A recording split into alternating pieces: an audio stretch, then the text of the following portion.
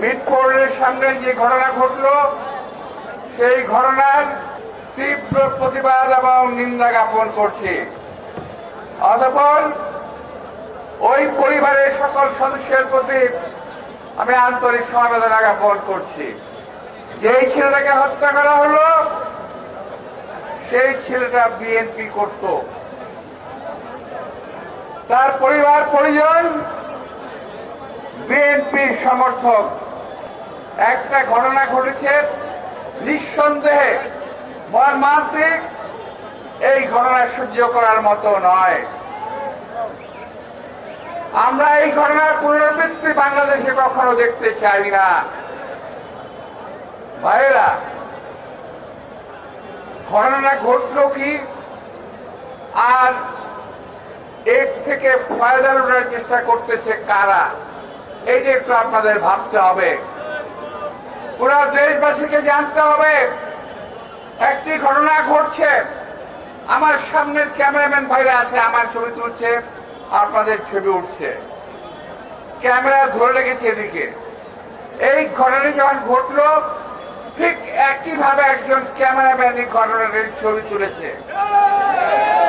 কোন নড়াচড়া নাই, কোন কাঁপুনি নাই। খেয়াল করে দেখবেন ভিডিওটি একেবারে মনে হয় তৈরি করা একটা ভিডিও। অর্থাৎ এই ঘটনাটি ঘটবে, ভিডিও করবে, দেশবাসীর সামনে তুলে ধরবে, জাতির সামনে বিএনপিকে মাথা নত করতে বাধ্য করবে, এমন চিন্তাধারা করেছিল।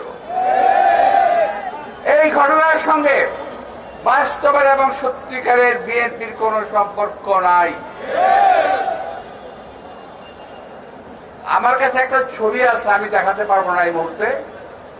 যিনি ধরা পড়েছে মাহিন নাকি মিহি একটা ছেলে, এই ছেলের সঙ্গে এনসিপি নেতৃবৃন্দের ছবি আছে। আমি দেখাতে পারি, আমি চ্যালেঞ্জ করে বলতে পারি এই ছেলের সঙ্গে ছবি আছে ওদের সঙ্গে, যে ছেলে ধরা পড়েছে। বিএনপির উপরে দায় চাপিয়ে দেওয়ার চেষ্টা করছেন।